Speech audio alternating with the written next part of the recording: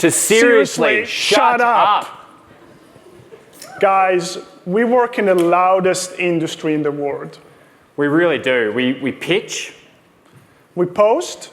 Yeah, we present. We're presenting now. And we're trying to persuade all the time, selling things to clients, getting things across every single day. And we love to disrupt. Boy, oh boy, do we love to disrupt. It seems to be a mantra of our whole industry. Yet, we don't listen. No. And most people think they're good listeners. We're not. No, unfortunately not. Because we only recall 50% of what we hear immediately after hearing it. And this goes down to 25% just the next day, 10% by the end of the week.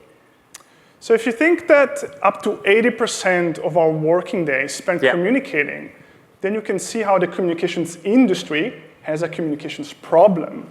Correct, but it wouldn't be an MFAX event if this problem didn't have a big money value attached to it. So what we decided to do is use an Axios study to calculate the effect. We found out that poor listening alone costs us $2.8 billion per year, just our industry. So that's a really big number, but these are not investors. These are media people. We've got to translate the stuff for them. So that number represents the total TV ad spend in Australia for a year. That's how much this issue is costing us. Yeah, that's a downer. We don't want that, right? Yeah, no, let's bring the energy up. We need to bring it back up because there's a big but here, and not this kind. We can improve our listening if we train it, right? If we train it. We just need to listen to the masters of shutting up, the experts in shutting up. Oh, Sam, I know this one. The Black Eyed Peas.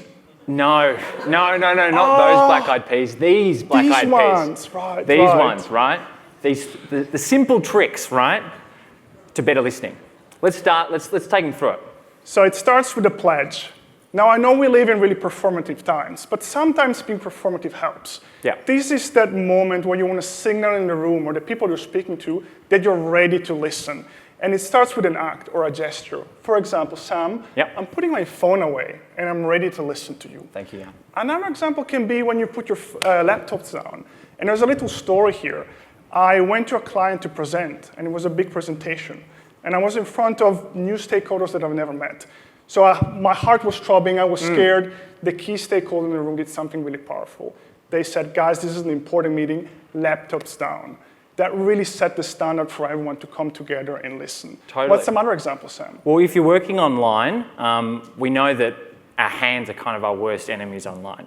So yeah, exactly, our hands. So one thing you can do to demonstrate you're going to listen and set the standard if you're joining virtually, show your hands on the screen in the video and just place them under your legs. Don't move them for the whole duration of the meeting. Try it out, see if you can survive. The next part is pausing. That's the stop talking component, right? If you're online, go on mute. And suspend your judgment for as long as you can throughout the conversation. Let the speaker finish what they have to say. And I think one really important thing is listening doesn't come from your mouth, right? It comes from your ears, but then also your eyes. So look at the speaker, engage them. Give them the agency, the freedom, the confidence they need to communicate everything that they have to say. And then last one, playback. Yeah.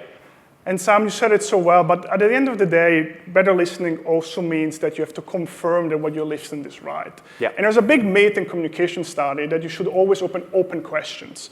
The truth is you need closed questions to confirm things.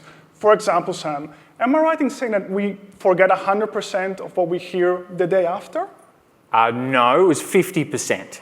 But there you go, there's a demonstration of how it's important because I can either correct Jan's misunderstanding or he can prove that he is listening. And we can do this quickly, these quick checks throughout a meeting, and so we can move forward effectively all on the same page. So let's play back the Black Eyed Peas. So it's pledge, pause, and playback.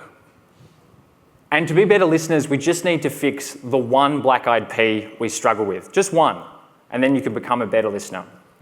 Remember, our best work does not come from what we say, but from what we hear. Exactly right.